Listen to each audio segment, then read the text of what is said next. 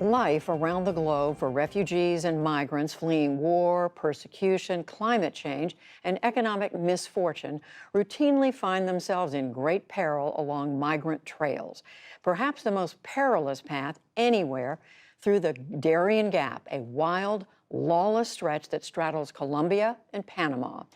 Last fall, before the pandemic and with the support of the Pulitzer Center, correspondent Nadja Drost and videographer Bruno Federico put themselves at great risk to bring us stories of people risking everything to make their ways north toward the U.S. And a warning, the images and accounts in this report may disturb some viewers.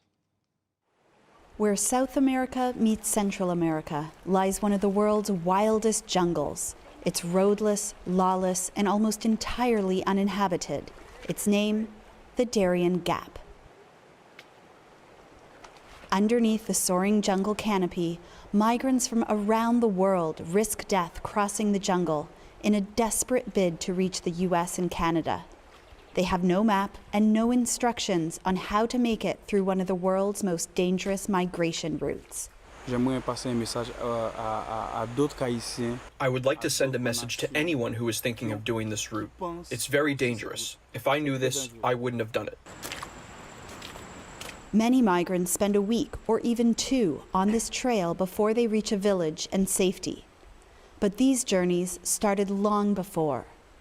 Migrants from Asia, the Middle East, and Africa flew into Ecuador or Brazil, where visa requirements are somewhat lax. Haitians also use this route as a springboard north. But to get from Colombia to Panama, they have to cross the Darien Gap by foot.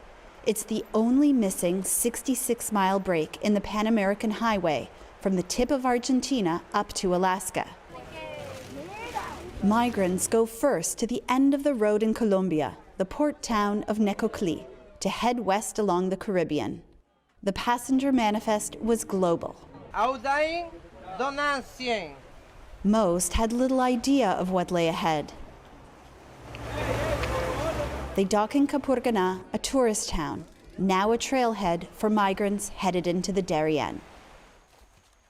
We set out to join up with the migrant trail and reached a makeshift camp where smugglers wait for migrants. At dusk, a group of Cameroonians and Pakistanis arrived. They were exhausted and relieved to find the last spot on the trail where they can get hot food.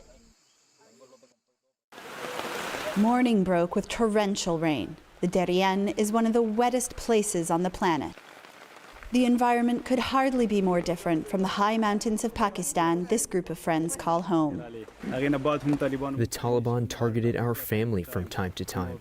That is why I had to leave my country. We packed our food for 5 days, and with guides we hired, followed the migrants as they set out, on a day-long ascent of a mountain ahead. The steep and slippery terrain was tough for everyone, but nearly impossible with an injury. This woman from Cameroon could barely put weight on her knee. Exhaustion took over. God, the pain is too much. Yeah. The pain is more than me.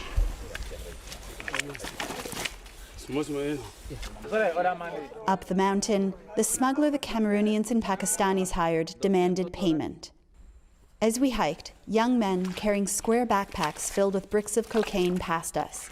We were told to expect their heavily armed security patrolling, so we put our camera away. I'll fall. My foot.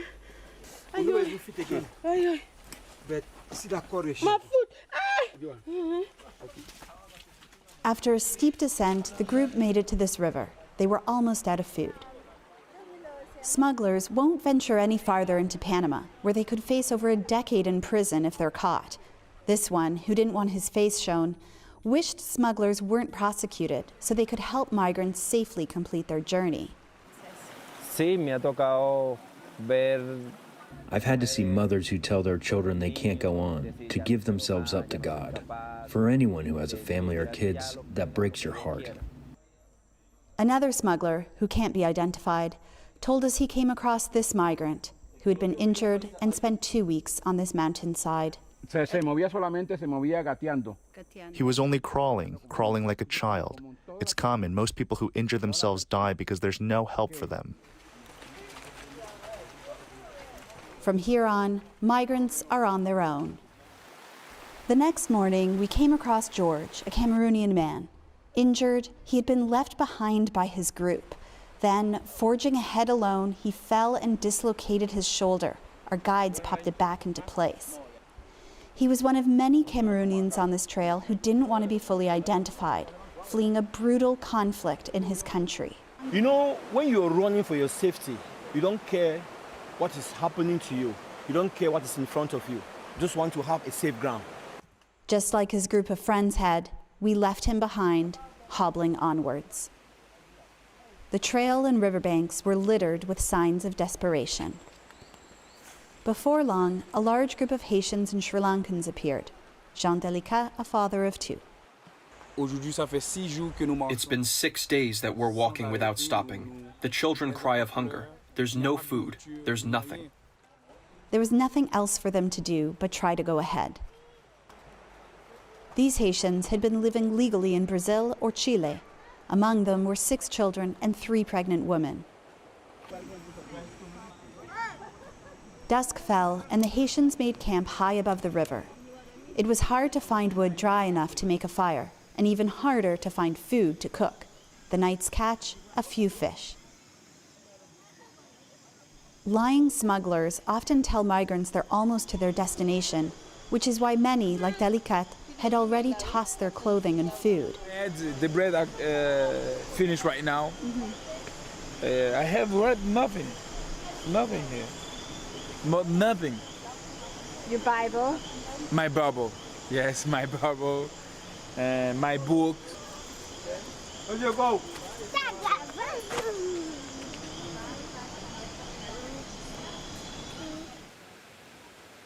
Dawn broke after a night of heavy rain. They've barely slept. They are soaking wet and very hungry, but in fact, we are stuck here for now. That's because overnight the rain made the river rise dramatically. It was too high to cross. The rivers often pull children from their parents' arms and sweep migrants to their death. Marooned, with unwelcome time to think, worries took over the Haitians, like Rosie Bantour. Sometimes I think that if I was not this poor, I wouldn't have got into this situation. The river level dropped, and we finally set out again. Later, we were joined by 15 Bangladeshi men with nothing but the clothes they were wearing. They had been robbed 4 times on the trail of everything. A man we're calling Saeed, because he's scared to be identified, explained. A group of 5 to 7 mafias came to us. They pointed a gun towards us and took away our bags and everything. They left nothing for us. They even took away our food. The river was dangerously high, and we cut the day short and set up camp. The next morning, 8 migrants from Haiti and Ghana, who began the crossing with the Haitians but fell behind, suddenly showed up. Among them, a woman and her boyfriend from Haiti were robbed by bandits days earlier. One grabbed the boyfriend's arm, threatening to cut it with a machete. Charlie Pierre from Haiti helped tell us what happened. After, the thief said, "Go off and leave the woman behind." And so he's walking, but looking behind, and sees these guys lowering his wife's underwear. One of the men assaulted her, penetrating her intimate parts with his fingers, looking for dollar bills they suspect migrants of hiding. Later, we heard many stories of this and other abuse on the trail. After another night of heavy rain, the river is very, very high. It's going to be risky to cross it, but we simply cannot wait any longer because we have run out of food. Pierre found a pregnant Haitian woman he had been searching for, and we got on our way, trying to sidestep the river. After 8 days on the trail, Rosina Boateng's family from Ghana had run out of food. Because when is it going to finish?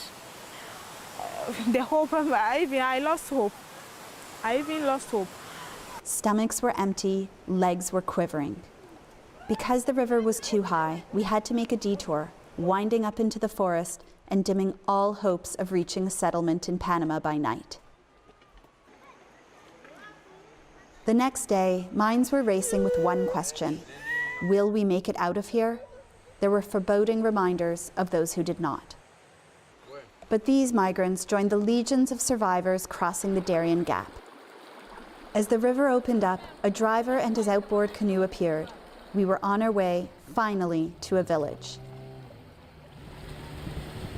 This night, the group made its way out of the Darien Gap, but the rest of their journey is as opaque as the black waters ahead. From the Darien Gap in Panama, reporting with Bruno Federico, I'm Nadja Drost for the PBS NewsHour. Just incredible reporting. And tomorrow, Nadja will report on the uneasy waiting game in Panama for the migrants who make it through the Darien Gap. And that's the NewsHour for tonight. I'm Judy Woodruff. Join us online and again here tomorrow evening. For all of us at the PBS NewsHour, thank you. Please stay safe, and we'll see you soon.